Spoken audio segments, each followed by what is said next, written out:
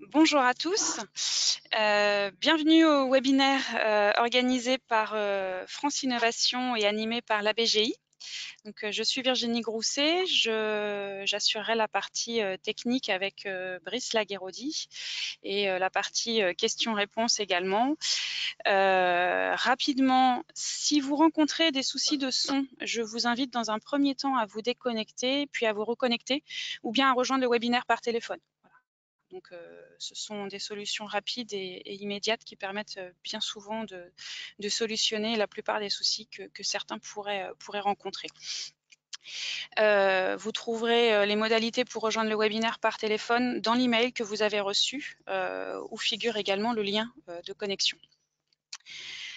Le webinaire est enregistré et on vous enverra un lien vers le replay après le webinaire, tout comme la présentation tout comme les slides.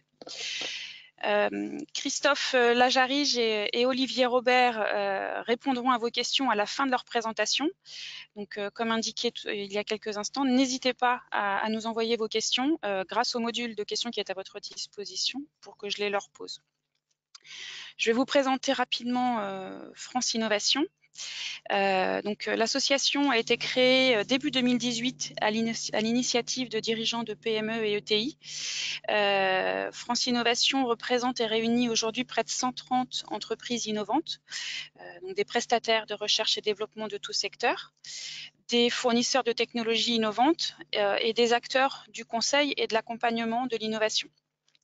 Nos objectifs à France Innovation sont de constituer un réseau fort de représentation des intérêts de nos membres, de faciliter les mises en relation entre les donneurs d'ordre et les prestataires, et de rendre visible l'offre privée de recherche et développement et d'innovation. Pour en savoir plus, n'hésitez pas à me contacter par email en m'écrivant à contact@france-innovation.fr. Je vais maintenant passer la parole à Christophe Lajarige, dont la société ABGI a rejoint France Innovation. Oui, bonjour. Donc, je suis Christophe Lajarige, directeur associé en charge du consulting chez ABGI France. Donc, ABGI est un cabinet de conseil international spécialisé dans le financement et le management de l'innovation depuis plus de 30 ans. Et je co-animerai cette session avec Olivier Robert, également directeur associé, qui est notre directeur des opérations en charge de l'international. Donc nous évoquerons chacun notre tour lors de cette présentation ce qu'il faut retenir aujourd'hui du financement de l'innovation sur nos périmètres respectifs, donc la France d'une part et l'international d'autre part. Donc en préambule, je tenais à vous remercier toutes et tous de vous être rendus disponibles en cette période un petit peu compliquée pour chacun d'entre nous. Vous le savez, vous suivez l'actualité, il y a chaque jour de nouvelles mesures gouvernementales qui sont annoncées, qui sont discutées, et parmi elles, il y en a qui impactent directement ou indirectement le financement de l'innovation. Et ça me semblait intéressant en préambule d'en évoquer quelques-unes, d'évoquer les plus récentes et les plus impactantes à notre connaissance. Donc la première, c'est l'annonce du ministère de la Recherche il y a quelques jours que la date de dépôt pour les dossiers des nouveaux agréments crédit d'impôt recherche avait été déplacé au 15 avril, donc un délai supplémentaire. C'est également l'engagement qui a été pris et annoncé à plusieurs reprises par l'administration qu'ils allaient finalement favoriser et accélérer les remboursements des créances CIR, donc à la fois les créances qui étaient déjà en cours de traitement et bien entendu les créances relatives au CIR 2019 à venir. Et puis enfin, quelques infos, alors un peu moins officielles, mais que vous avez sans doute vu aussi. La Direction générale des finances publiques est en train de confirmer que finalement qu'il n'y aura pas de nouveau contrôle fiscal qui sera lancé sur la période, qu'il n'y aura pas d'envoi d'actes de procédure, et puis très probablement qu'un texte de loi allait paraître pour geler toutes les conséquences du non-respect des délais dans le cadre des contrôles fiscaux actuellement en cours. Donc voilà, c'est en préambule, ces points sont importants à avoir en tête. Alors en dehors de cette situation un peu particulière, le contexte mondial lié à tout ce qui est financement de la R&D évolue, continue d'évoluer chaque année, chaque jour même. et on note quelques tendances intéressantes cette année. La première, c'est que pour la première fois en France, pour la première fois depuis 2011, finalement la France a revu à la baisse une partie du crédit d'impôt recherche à travers la réduction des frais de fonctionnement applicables aux dépenses de personnel, donc qui passe à partir du CIR 2020 de 50 à 43%. Et puis, si vous avez suivi l'actualité de la loi de finances, vous avez également vu qu'il y avait un certain nombre de rapports qui étaient commandités dans la loi de finances et qui allaient porter, grosso modo, sur l'environnement du CIR ou du C2I, par exemple. Et donc, on peut supposer que ces rapports vont servir à diligenter ou à proposer un certain nombre de mesures dans le futur sur le crédit d'impôt recherche. De l'autre côté, il y a plusieurs pays qui renforcent ou qui mettent en place des dispositifs incitatifs en faveur de la R&D, et on note notamment, on y reviendra, deux d'entre eux qui sont quand même réputés pour leur engagement et leur efficacité en termes de politique de R&D. Donc il y a l'Allemagne, tout d'abord, qui, vous le savez, met en place un dispositif qui va permettre de bénéficier d'une aide de 25% sur les investissements de R&D, alors jusqu'à un plafond de 2 millions d'euros de dépenses par entreprise. Et puis il y a également la Suisse qui met en place un système de super déduction qui va permettre à la plupart des cantons d'offrir une aide fiscale à hauteur au moins de 10% des investissements de R&D, et tout cela à partir de l'année 2020. Donc ces informations permettent de resituer le contexte. Vous savez que chaque année chez ABGI, nous publions notre observatoire du financement de l'innovation pour commenter cet environnement et ces chiffres. Et donc c'est ce qu'on se propose de faire avec vous là aujourd'hui. Alors évidemment de façon très synthétique et avec des focus qu'on a choisis qui nous semblent primordiaux parce qu'on peut pas tout aborder en aussi peu de temps. Mais sachez que si vous avez bien laissé votre adresse email lors de votre inscription, la version complète de l'observatoire vous sera envoyée à l'issue de la session. Alors on va commencer donc par la France, comme je l'évoquais en préambule. Et la première donnée qu'il faut examiner quand on regarde le contexte de l'innovation et de son financement, c'est la fameuse DIRD. Donc la DIRD, pour rappel, c'est un indicateur, ce sont les dépenses intérieures de R&D des entreprises en France. Et donc cette DIRD, vous le voyez sur le graphique qui est affiché actuellement, finalement elle est en croissance régulière, ce qui est assez logique. Et on voit que sur les dernières données disponibles, donc en 2017, elle a dépassé les 33 milliards d'euros. Alors ça représente quand même une hausse de 12% en 5 ans. Donc ça démontre bien l'investissement de plus en plus fort effectué par les entreprises françaises en matière de R&D. Si on rapporte ce montant de la DIRD au PIB, ça représente 1,45%. Et là, la valeur est à peu près stable depuis, on va dire, 2012 environ. Donc c'est un élément évidemment positif, 1,45% du PIB, ça fait quand même un montant conséquent. On peut le nuancer, le relativiser cependant. Il y a de cela quelques années, en 2002, le Conseil européen à Barcelone s'était fixé un objectif de 3% du PIB, donc d'une DIRD égale à 3% du PIB en 2010. Donc on voit qu'on en est encore bien loin et qu'il y a toujours cette décorrélation entre les volontés affichées de croissance et de support de la R&D et ce qu'on constate effectivement chiffre à l'appui. Alors ces dépenses déclarées au sein de la DIRD, il faut avoir en tête qu'en 2016, donc dernier chiffre disponible, parmi ces dépenses-là, donc parmi les 33 milliards, il y en avait 68%, donc 22 milliards, qui étaient des dépenses qui ont par ailleurs été déclarées et activées au titre du crédit d'impôt recherche. Donc dans les faits, ça représente une créance crédit d'impôt recherche à aujourd'hui de 6,34 milliards d'euros. Donc vous le savez, c'est aujourd'hui ce qu'on lit dans la presse, hein, ou ce qu'on entend pas mal dans les différents reportages, c'est devenu aujourd'hui la première niche fiscale française, même si ce terme est un peu abusif, vous le savez. Et donc ces 6,34 milliards d'euros, ils se répartissent en trois parties, alors trois parties qui sont déséquilibrées entre elles. La première, c'est le crédit d'impôt recherche, qu'on peut appeler le crédit d'impôt recherche historique ou le CIR recherche. C'est le plus gros morceau de cette enveloppe, c'est 6,1 milliards d'euros.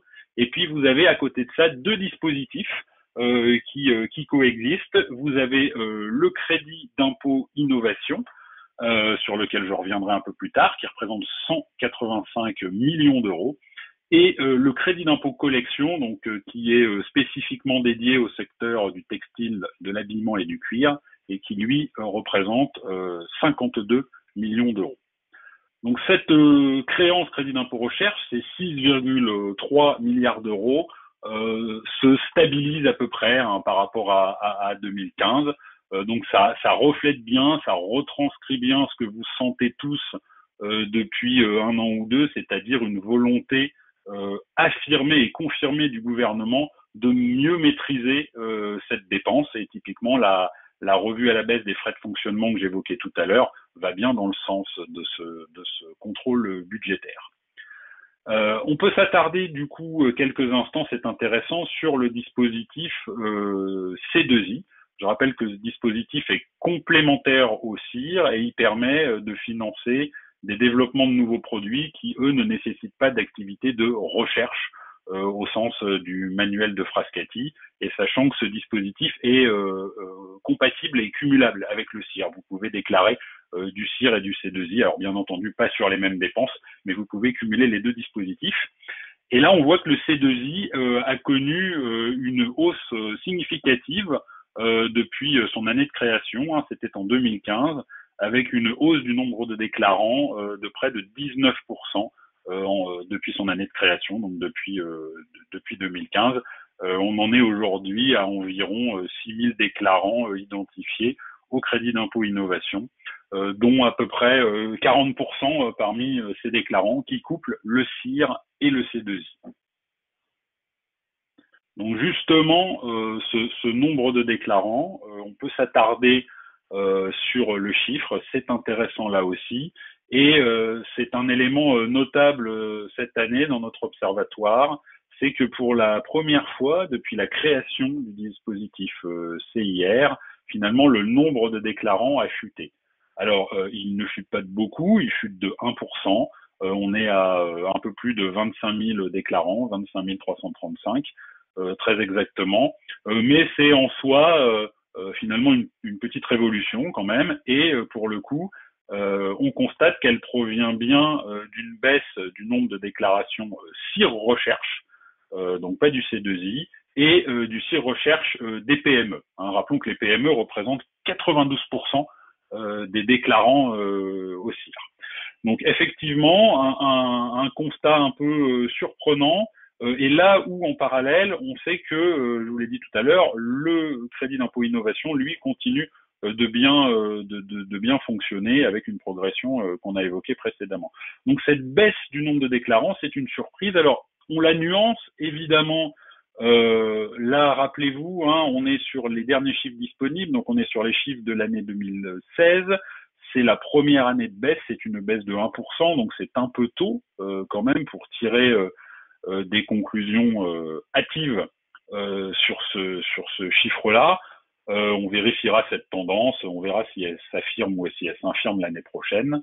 Ce qui est sûr, c'est qu'on ne peut pas imaginer que ça résulte d'une volonté des entreprises et des PME de réduire leur financement. C'est quand même pas tellement à l'ordre du jour en matière de R&D. Alors par contre, il y a un élément très important à souligner, c'est la complexité de cet environnement et notamment la complexité pour les PME. Si vous travaillez vous-même, si vous êtes vous-même chef d'entreprise ou responsable fiscal ou financier dans une PME, vous le savez, les dispositifs CIR et C2I sont des dispositifs complexes. A fortiori, si vous choisissez d'activer les deux, il faut mener deux dispositifs de front. Les démarches internes sont particulièrement contraignantes, notamment en matière de recensement de l'information, de collecte et de justification des éléments techniques que vous allez déclarer. Vous vous souvenez qu'en cas de contrôle fiscal, vous devez produire un dossier justificatif qui décrit précisément, selon une trame établie, les différents travaux que vous avez choisi de rendre éligibles au CIR ou au C2I. Et donc, ça demande un travail conséquent. Et puis, bien entendu, on n'exclut pas comme raison de cette baisse les difficultés que les entreprises, que vous rencontrez au quotidien quand un contrôle fiscal ou a fortiori une expertise du ministère de la Recherche est déclenchée. Vous y êtes confrontés, nous y sommes confrontés chez ABGI avec nos clients. Un contrôle fiscal, même quand on y est préparé, c'est un événement compliqué à gérer, très contraignant en termes de processus, et puis qui peut être parfois mal vécu par les ingénieurs, par les chercheurs ou par les chefs d'entreprise, puisque vous avez des personnes dont c'est le métier, mais qui vont remettre en cause les éléments que vous avez déclarés. Donc c'est un des facteurs pour nous qui peut expliquer cette petite diminution du nombre de déclarants, la complexité du dispositif et surtout la complexité des contrôles fiscaux, avec en plus les durcissements que l'on connaît en matière de contrôle, notamment sur des sujets comme la sous-traitance, qui font que effectivement on le voit chez nos clients. Il y a des entreprises et notamment des PME qui deviennent de plus en plus réticentes à poursuivre ou à activer le dispositif. Pour poursuivre et avancer sur l'analyse donc de l'impact des dispositifs de financement et notamment du CIR en France, il y a un élément auquel nous aimons bien nous référer, c'est l'étude annuelle de l'ANRP, donc l'Association nationale recherche et technologie. Cette étude est un bon repère. Qu'est-ce qu'a fait cette étude? Enfin, que fait une partie de cette étude, parce que ce n'en est qu'une partie là. Elle se propose de comparer le coût de revient moyen d'un chercheur dans un certain nombre de pays, dans 17 pays à travers le monde. Alors la dernière en date de 2018. Et comment ça fonctionne? Grosso modo, l'idée c'est de déterminer un coût net du chercheur, donc c'est-à-dire le coût du chercheur diminué des éventuelles aides directes et indirectes qui peuvent venir l'impacter. Et gardez bien en tête qu'aujourd'hui, il y a 90% des pays de l'OCDE qui disposent de mesures incitatives à la R&D. Donc forcément, ça a un impact. Et pour bien comprendre comment on lit cette étude, eh bien la base 100 de cette étude, ça représente le coût de revient moyen d'un chercheur en France sans aucune aide. Donc c'est-à-dire sans les subventions directes, sans crédit d'impôt recherche, sans C2I. Et ça vous donne donc le graphique que vous voyez à l'écran, avec quand même 3 éléments notables à souligner. Le premier, c'est que les 3 pays les plus attractifs sont l'Inde, la Pologne et l'Espagne. Alors je vous rappelle pour l'analyse que c'est le coût net du chercheur, donc c'est-à-dire le coût salarial du chercheur dans le pays, diminuer des aides. Donc si vous avez un coût particulièrement attractif, ça peut être dû au fait soit que les salaires sont particulièrement peu élevés dans le pays et ou qu'il y a un certain nombre d'aides directes ou indirectes qui viennent le diminuer. Donc l'Inde, la Pologne et l'Espagne, les 3 pays les plus attractifs. Tout en bas de la liste, avec le coût le moins intéressant, les États-Unis, vous l'aurez noté. Et puis la France dans tout ça, me direz-vous, où est-ce qu'elle se situe? Vous voyez la France, elle est à 74%. Donc finalement 74%, ça la positionne un peu dans ce qu'on pourrait appeler un ventre mou composé principalement de la majeure partie des pays de l'OCDE. Avec quand même 2 éléments qui nuancent ce constat un peu mou. Le premier, c'est qu'on gagne 2 points par rapport à l'année précédente, donc que notre coût a diminué de 2 points. Et surtout, évidemment, ça démontre de façon assez radicale l'intérêt du crédit d'impôt recherche en matière de compétitivité pour le coût de nos chercheurs, puisque je vous l'ai dit en amont, sans ça, on serait à un coût de 100. Donc rappelons derrière tout ça que le crédit d'impôt recherche aujourd'hui, même s'il est challengé chez nous en France, même s'il est challengé aussi par les médias, même s'il est envié et copié à l'étranger, ça reste le dispositif le plus incitatif au monde en termes de financement de la R&D. Et ben, je vous propose justement de voir maintenant avec mon collègue Olivier ce qu'il en est dans le reste du monde et à l'international.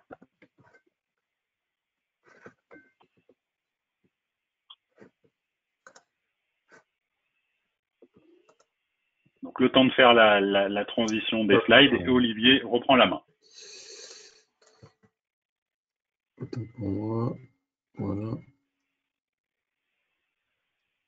Hop, et donc voilà, normalement vous devriez tous voir la partie internationale, donc merci à tous de vous être Je vous joints. confirme, Olivier, c'est bien, c'est tout bon. Ok, très bien. Moi, je vais donc vous parler de la partie internationale de l'Observatoire, simplement pour reprendre les éléments de Christophe qui ont été évoqués rapidement, mais ce qu'on constate, c'est qu'il y a effectivement le fait de disposer d'un dispositif équivalent au crédit d'impôt recherche au sein des pays, c'est quelque part devenu une norme, et on voit qu'il y a 80% des pays de l'Union européenne et 90% des pays de l'OCDE qui ont des dispositifs équivalents. Donc, ça veut dire qu'il y a des retours très positifs pour l'ensemble des pays en matière de compétitivité pour les entreprises, que ce soit pour les PME ou pour les grandes entreprises. Toutefois, ce qu'on constate, et on va y revenir juste après, c'est qu'il y a une très grande disparité des dispositifs les uns par rapport aux autres. Donc, à travers l'observatoire, si le slide passe, voilà. À travers l'observatoire, vous verrez qu'il y a un comparatif et qu'on a voulu partager avec les entreprises les dispositifs ou les principaux dispositifs qui existent, qui peuvent être intéressants, que ce soit pour les PME ou pour les grandes entreprises. Donc, ce que je souhaite vous partager, chacun trouvera le pays sur lequel il est installé ou a des réflexions d'expansion, peut-être à moyen ou long terme. Que ce soit pour les PME ou les grandes entreprises. Et je voulais vous partager la grille de lecture de ces tableaux pour que ce soit plus simple, vous, pour utiliser au quotidien dans vos entreprises au niveau de la R&D, de la finance ou des directions générales. Globalement, ce qu'on voit, c'est qu'effectivement, la France est la plus intéressante, mais ce qui est important de regarder, c'est les codes couleurs. Donc, vous verrez qu'il y a deux codes couleurs principaux, un qui est vert et l'autre qui est bleu. Le bleu signifie que le dispositif est remboursable, que ce soit pour les grandes entreprises à droite ou pour les PME à gauche, et en vert que le dispositif est non remboursable. C'est-à-dire que quand j'ai plus de crédit d'impôt ou d'incitatif fiscal à la R&D que mon impôt sur les sociétés, je ne peux pas bénéficier d'un remboursement de l'équivalent. Et ensuite, vous avez les points jaunes ou oranges qui indiquent les taux globalement qui sont accessibles pour les entreprises qui sont déficitaires. Donc, typiquement, si vous regardez le Brésil, si vous êtes déficitaire, vous avez zéro taux d'incitation, c'est-à-dire que les entreprises déficitaires ne peuvent pas bénéficier du crédit d'impôt recherche. A contrario, vous avez la France qui a un système qui est remboursable et qui a un taux qui est identique pour les entreprises déficitaires ou bénéficiaires. Donc ça, c'est ce qui est important de retenir. Et puis, bien sûr, plus vous êtes haut dans le classement et plus votre barre est longue, plus le dispositif est incitatif, ce qui vous permet d'utiliser ça. Dernière chose, vous voyez qu'il y a des étoiles rouges, donc notamment pour les dispositifs qui ne sont pas remboursables. Les dispositifs, ces dispositifs-là sont utilisables et les économies qui sont réalisées peuvent être utilisées pour diminuer d'autres types de charges, soit des charges patronales ou leur équivalent, soit d'autres charges fiscales diverses et variées en fonction des pays. La norme étant qu'on applique le crédit d'impôt ou l'aide fiscale sur l'impôt sur les sociétés. Donc voilà, ce qu'on voit après globalement, c'est qu'en général, les taux pour les PME ont tendance à être plus importants. Il y a deux exemples majeurs qui sont le Canada et le Royaume-Uni où les taux sont beaucoup plus forts quand on est PME. et que les dispositifs sont plus facilement remboursables également quand on est une PME. Voilà quelques tendances. Si on poursuit avec, globalement, si on regarde les budgets qui sont alloués, on a parlé de 6 milliards 2 en France, 6 milliards 3 en France. Ce qu'on regarde au niveau mondial, c'est qu'on a un pays qui reste un acteur majeur des dispositifs fiscaux en matière de R&D, c'est les États-Unis, alors qui s'explique notamment de par la taille de son économie et le nombre et la taille de ses entreprises. Mais pas que, on va voir, on y reviendra un petit peu plus tard sur le fait qu'il y a un dispositif qui est relativement intéressant pour notamment absorber le coût des chercheurs qui est relativement élevé, comme Christophe l'a évoqué par la suite. Quand on regarde le palmarès sur la gauche des montants associés, on voit que la France déjà investit massivement en matière de crédit d'impôt recherche, et c'est de par le fait que c'est un dispositif très incitatif, mais aussi une position historique et une volonté affichée de maintenir et de développer la R&D en France. Ensuite, en termes de dynamique, la Chine a investi énormément ces dernières années sur un dispositif de super déduction. Donc, on voit qu'ils sont aujourd'hui deuxième et qu'ils ont une croissance qui est très très forte de leur dispositif d'aide à l'innovation. Et on voit également qu'il y a 2 pays d'Europe qui font un bond en avant en termes de volume de R&D et qui sont finalement le prolongement d'une politique majeure et d'un vrai effort politique de participer au financement de l'innovation à travers des dispositifs équivalents au crédit d'impôt recherche. Et donc, ce sont le Royaume-Uni et l'Italie. Le Royaume-Uni investit depuis maintenant plus de 10 ans et renforce systématiquement le dispositif. On verra que c'est encore le cas. Et l'Italie, qu'on abordera ensuite, est intéressante parce que depuis 2015, ils ont mis en place un dispositif extrêmement incitatif qui aujourd'hui porte ses fruits, qui est adopté par les entreprises, pas encore par toutes les entreprises, mais qui se développe. Si on fait un zoom sur les États-Unis, nous, ce qu'on constate sur le terrain, c'est que le crédit d'impôt recherche, et encore, même s'il y a un très fort volet budgétaire associé à ce dispositif, donc le Research Tax Credit, on voit que nous, ce qu'on constate, c'est que les entreprises ne le maîtrisent pas tous, qu'il y a encore beaucoup d'entreprises, y compris des entreprises relativement de taille relativement importante, des ETI notamment, qui n'en bénéficient pas, malgré le fait qu'il a été renforcé au cours des dernières années. C'est-à-dire que sous Obama, on a eu une pérennisation de ce dispositif-là en 2015 et qui portait ses fruits. Et il y a eu encore, avec la réforme fiscale que Donald Trump a mise en place à son arrivée à la Maison-Blanche, à renforcer le dispositif indirectement en revoyant le taux d'IS, et ce qui fait que le dispositif est aujourd'hui encore plus incitatif que les derniers graphes qui ont été affichés précédemment. Le dispositif américain présente un autre intérêt, c'est que comme pour la France, on a la possibilité de revenir à 3 ans en arrière, mais à une différence fondamentale avec la France, c'est que les conditions d'éligibilité sont plus larges que ce qu'on connaît et que l'état de l'art notamment ne s'apprécie pas du tout de la même manière. Donc il peut y avoir des intérêts pour des entreprises qui même des fois ne pensent pas de faire de R&D au sens français, à pouvoir potentiellement déclarer ou en tout cas regarder si elles peuvent déclarer du crédit d'impôt recherche aux États-Unis. Ensuite, on vous souhaitait partager avec vous 2 nouvelles donc, sur des dispositifs qui existent depuis un certain nombre d'années. Donc, la première concerne le Royaume-Uni, qui a un contexte politique particulier avec le Brexit. Mais ce qu'on pressent d'ores et déjà et des dernières annonces gouvernementales, c'est que la R&D va être au cœur et l'innovation en général va être au cœur des politiques publiques qui vont être mises en œuvre au sein du Royaume-Uni, puisque globalement, on voit que le Royaume-Uni a annoncé qu'il souhaitait doubler les investissements R&D, notamment des entreprises, dans les 5 ans qui viennent.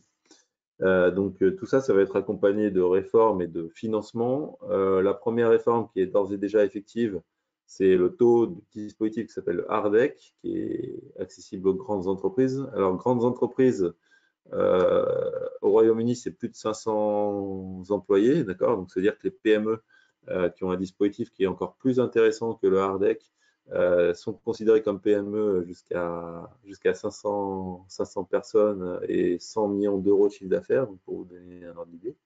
Donc, le taux de HARDEC, pour revenir là-dessus, va passer de 12 à 13%, donc c'est un atout non négligeable. Qui va renforcer l'intérêt du dispositif. Et pour les PME, on a également des réflexions qui sont en cours sur élargir les dépenses éligibles pour les PME et notamment donner la possibilité aux PME de valoriser des dépenses que sont l'achat de données et l'achat de services cloud pour supporter la R&D. En parallèle, on a un renfort des allègements fiscaux en matière d'investissement immobilier qui va être mis en place, qui n'est pas forcément propre à la R&D, mais qui peut concerner les entreprises de R&D, avec le tax allowance qui va passer de 2 à 3%. Voilà pour le Royaume-Uni. Si on passe à l'Italie, donc l'Italie également a mis en place un dispositif en 2015, et de 2015 à 2019, le crédit d'impôt permet aux entreprises sur un système d'accroissement qui était le cas en France jusqu'à l'année 2008, de bénéficier d'un crédit d'impôt de 25 à 50% des dépenses de R&D supérieures à la moyenne des dépenses constatées de 2012 à 2014. Donc là aussi, en fonction des entreprises qui ont investi massivement en R&D, qui ont renforcé leurs équipes R&D en Italie, il peut y avoir un fort intérêt à regarder ces dispositifs-là, puisque les entreprises ont jusqu'à fin 2020 pour bénéficier de tout leur crédit d'impôt de l'année 2015 à 2019, donc avec des montants qui peuvent être significatifs en fonction des contextes. À partir de 2020, on a un crédit d'impôt qui va finalement revenir de manière un peu plus classique à un système en volume à 12% des dépenses. Donc pour finalement récompenser quelque part l'effort de R&D, quelle que soit la dynamique des entreprises.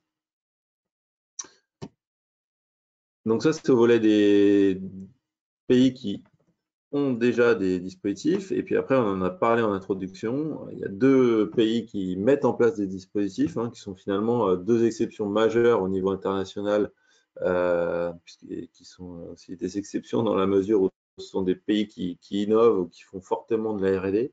Donc le premier pays, c'est la Suisse, donc, qui à partir du 1er janvier a mis en place un système de super déduction qui permet aux entreprises de bénéficier de déduire jusqu'à 150% de leur activité, de leurs dépenses R&D de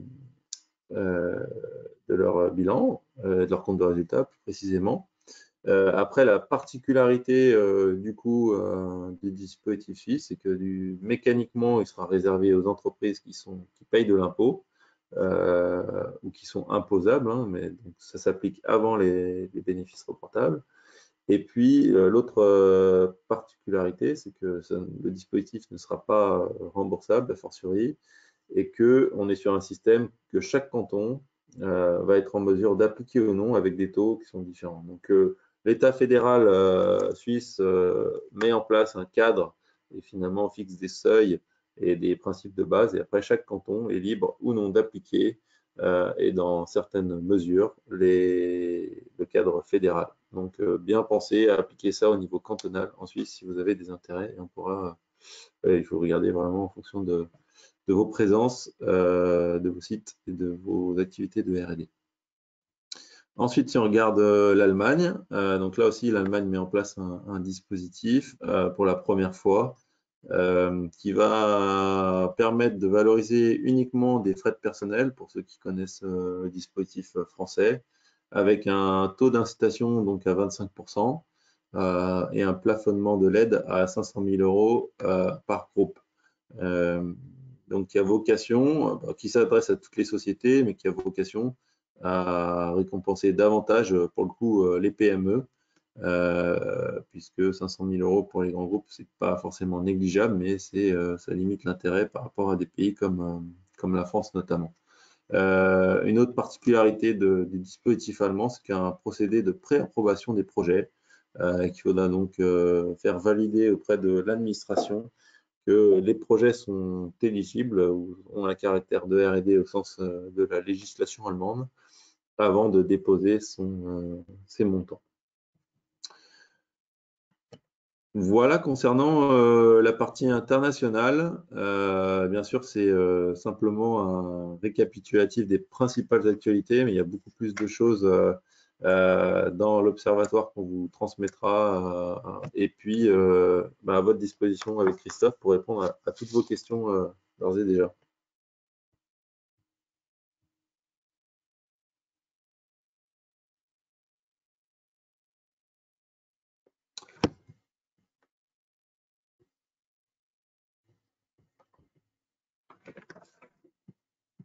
Mon écran et je voulais afficher vos slides.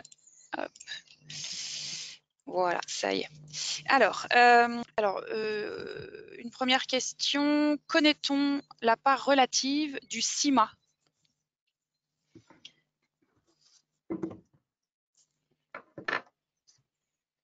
Alors, Allô? dans l'observatoire... Oui, vous m'entendez? Allô, vous m'entendez? Oui, vous m'entendez? Oui, pardon. Oui, c'est tout bon. Oui, c'est bon. Oui, donc sur ce crédit d'impôt relatif au métier d'art, on n'a pas fait d'analyse particulière des statistiques dans notre observatoire. Comme vous le savez, c'est un dispositif qui est très spécifique à une certaine typologie d'entreprise, donc qui représente forcément par rapport aux autres métriques qu'on a regardées une part plus mineure. Mais j'ai pas de chiffres précis disponibles là à vous fournir. Mais si le sujet vous intéresse, on a moyen de revenir vers vous avec des données spécifiques. Il n'y a pas de problème.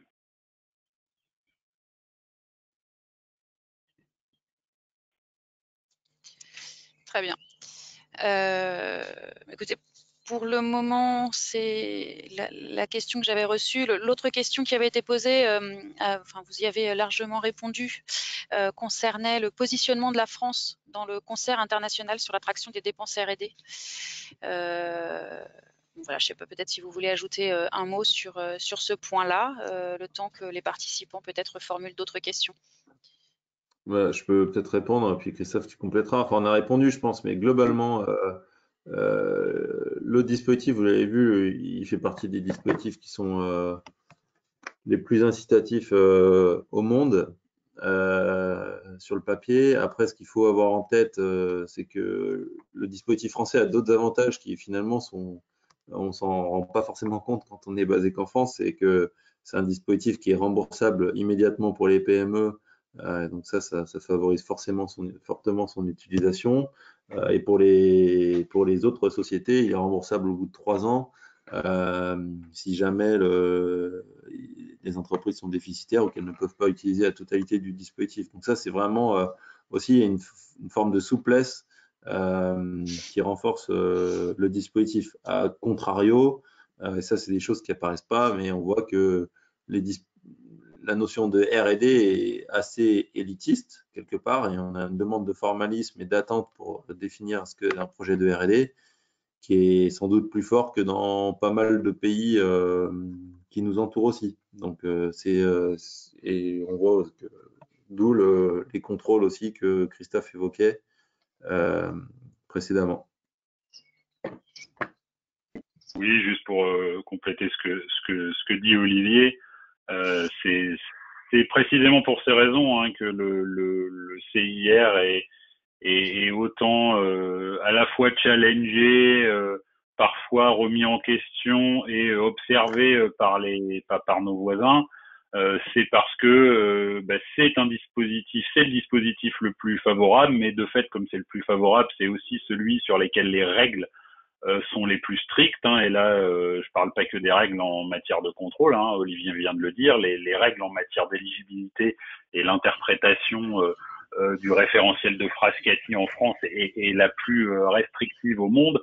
Donc forcément, aujourd'hui c'est le dispositif référentiel pour tout le monde, le CIR. Donc ça nous positionne vraiment au centre des débats et on sert de référentiel à beaucoup d'autres pays pour établir leur dispositif. Donc ça, c'est le dernier élément qu'il faut en retirer, c'est que si vous êtes une entreprise qui pratiquait déjà le crédit d'impôt recherche en France, que vous avez des implantations à l'étranger et que vous hésitez à activer tel ou tel dispositif, sachez que si vous savez faire en France ou si vous êtes déjà accompagné pour le faire en France, ce sera la marche n'est pas si grande que ça à franchir pour aller activer des dispositifs à l'étranger. Voilà. Merci. Vous avez vous avez parlé d'entreprises déficitaires. Donc j'ai une personne qui demande ce que vous entendez par entreprise déficitaire et qui souhaiterait avoir un éclairage sur cette notion. Une entreprise qui a un compte de résultat négatif et qui ne paye pas d'impôt sur les sociétés sur une année donnée. Merci. Si on se projette sur l'avenir, faut-il s'attendre à des restrictions supplémentaires du dispositif français, surtout compte tenu du fait que le dispositif allemand est moins généreux?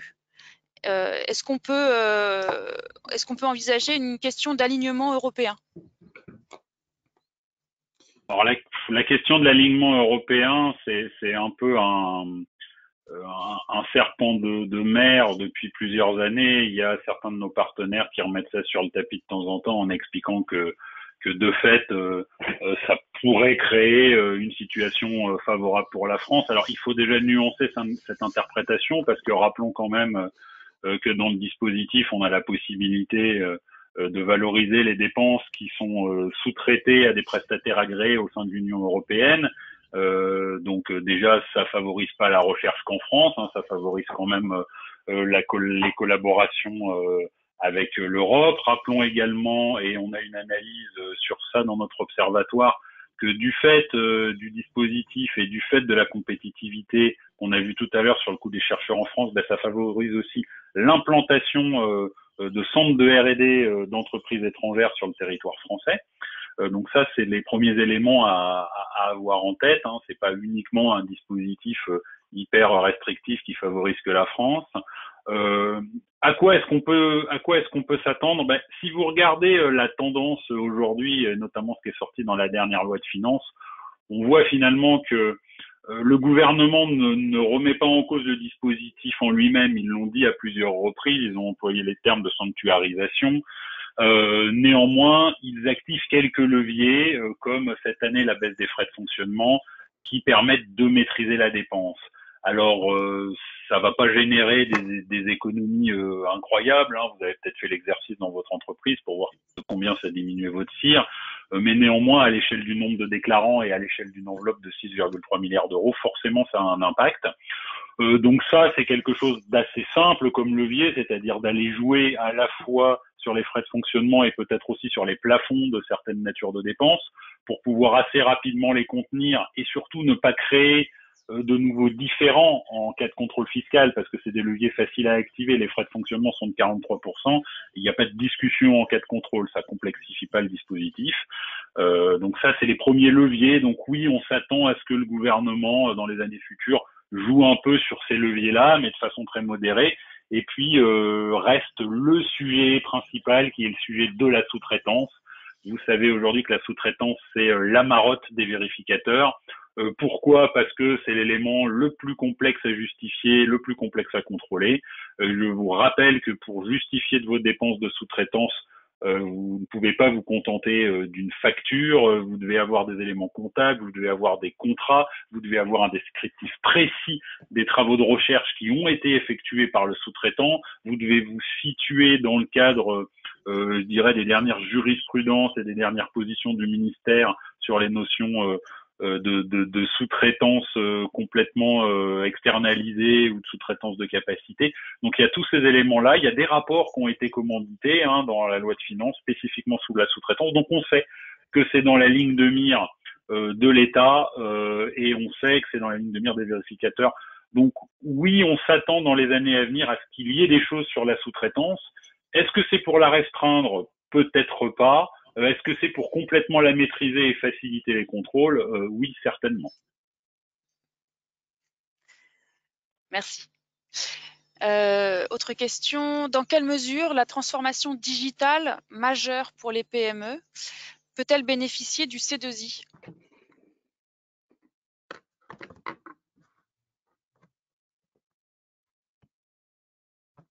Alors la transformation, je dirais la transformation digitale, d'ailleurs que ce soit dans l'optique que ce soit du CIR ou du C2I, elle est à prendre en compte comme tous les travaux qu'une entreprise va mener. Donc c'est-à-dire si vous menez des travaux de recherche qui permettent une nouveauté par rapport à l'état de l'art, que ce soit sur du digital ou sur toute autre chose, vous pouvez rentrer dans le cadre du CIR. Et si vous êtes sur le développement d'un produit ou d'un concept innovant, donc qui répond à la définition de l'innovation dans le C2I, ça peut rentrer, ces dépenses-là peuvent rentrer dans le cadre du C2I. Donc il n'y a pas, je dirais, il n'y a pas d'obstacle particulier. La seule spécificité qu'il faut avoir en tête et que vous connaissez certainement, c'est que plus vous allez vers des travaux qui ont comme concrétisation un élément immatériel, plus c'est difficile en fait de les justifier dans le cadre du CIR et du C2I. Mais ça ne veut pas dire que c'est impossible. Loin de là, ça veut dire qu'il faut y prêter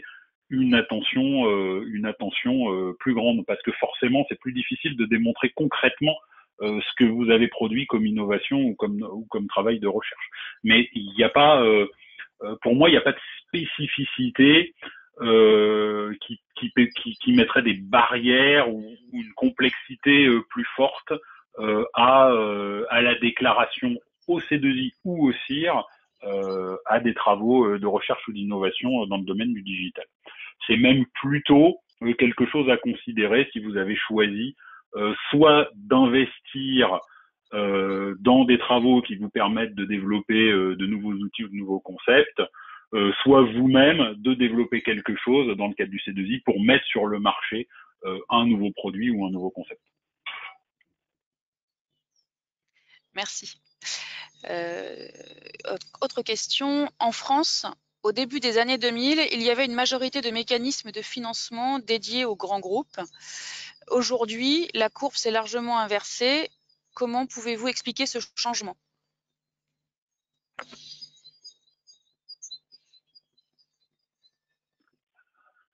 Alors, il n'y a pas la précision dans la question sur ce qu'on entend par la courbe s'est inversée. Il faut garder en tête derrière que je pense que l'État essaie d'adapter les différentes aides directes ou indirectes d'ailleurs au tissu économique français.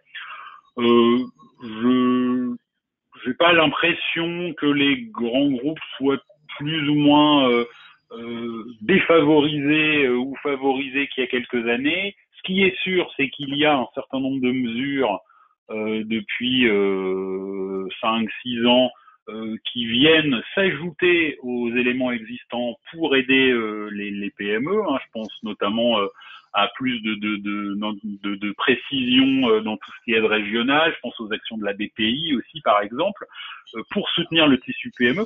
Mais les grands groupes sont pas tenus à l'écart. Les grands groupes ont toujours la possibilité de déclarer du CIR. Vous le savez, s'ils représentent une minorité en termes de nombre de déclarants, ils activent quand même un montant de CIR assez conséquent, hein, puisque derrière, vous imaginez bien qu'ils ont des dépenses de R&D qui en volume sont énormes. Hein. Quand vous avez un centre de recherche en France avec 2500 chercheurs qui font que ça et qui cherchent des éléments sur des nouveaux matériaux ou autres, forcément vous allez générer beaucoup de CIR. Et puis à côté, rappelons quand même que ces grands groupes sont aussi en première ligne pour s'inscrire dans des accords de participation et solliciter des aides, notamment de la part de l'Union européenne, précédemment dans le cadre de HAL 2020 et prochainement dans le cadre d'Horizon Europe. Et c'est très souvent des grands groupes qu'on retrouve au sein des consortiums ou en tant que leader des consortiums. Donc, je dirais plutôt que le schéma d'aide et la façon d'être structuré, c'est adapté au tissu économique, mais je pense pas qu'on puisse dire que les grands groupes soient défavorisés ou moins favorisés qu'avant en termes d'aide. Olivier, je sais pas si tu veux apporter un élément complémentaire, peut-être à l'international, mais je pense que ça suit la même logique. Ouais, après, c'est vraiment spécifique à chaque pays, mais moi, ma vision, c'est plutôt qu'il y a un équilibre en général, globalement, et l'intérêt des dispositifs tels que le crédit d'impôt recherche, euh, c'est aussi de laisser une certaine liberté, entre guillemets, au marché et aux entreprises, d'en bénéficier et de pas favoriser tel ou tel secteur ou tel type d'entreprise, même si après, il peut y avoir des législations qui sont spécifiques à chacun des pays, mais voilà, pour la France, pour ce qui concerne le crédit d'impôt recherche, on est sur quelque chose qui est globalement assez équilibré, avec globalement un tiers des montants qui vont aux grandes entreprises, un tiers pour les ETI et un tiers pour les PME. Et après, c'est vrai qu'il y a une conscience et une notion, alors une startup nation, hein, on entend en parler, qui a tendance à se développer et une prise de conscience qu'il faut que les startups deviennent des PME un peu plus robustes, que les PME deviennent des ETI. Et je pense qu'il y a une conscience de ça et de la force aussi qu'a notre voisin allemand sur cet aspect-là et qui fait la force de son industrie. Donc, un peu mon sentiment par rapport à la question. Merci. Écoutez, je vous ai relayé l'intégralité des questions et commentaires qu'on avait pu recevoir. Je vous laisse le mot de la fin peut-être pour clore ce webinaire. Ok, très bien. Le mot de la fin sera assez simple. Déjà, c'est vous remercier toutes et tous de vous être mobilisés pour participer, pour nous écouter en ces temps un petit peu compliqués. On aura évidemment l'occasion, comme on l'a toujours fait chez ABGI, d'organiser prochainement d'autres échanges pour vous accompagner, vous éclairer autour de tout ce qui est management et financement de l'innovation. On espère vous compter lors de ces événements parmi nous. On espère bien entendu que notre prochain événement pourra se faire de façon physique parce que c'est important aussi de pouvoir avoir des échanges. Donc sachez que ABGI a toujours été et sera toujours là et disponible pour vous accompagner et pour vous informer sur ce qui est notre cœur de métier, donc l'innovation, son management et son financement. Spécifiquement dans ce secteur-là, vous le savez, dans ce domaine-là, dans tout ce qui est innovation, ce qui est primordial, c'est de rester informé pour être au courant de l'évolution des dispositifs, de qui peut vous accompagner, de comment les appliquer, de dans quel pays les déployer, et ainsi de suite. Rester informé, c'est important. On le fait particulièrement en ce moment. Et puis, permettez-moi de conclure justement sur une citation qui me semble adaptée, qui dit dans un monde où l'information est une arme, la rumeur agit souvent comme un virus qui détruit les défenses immunitaires de chacun.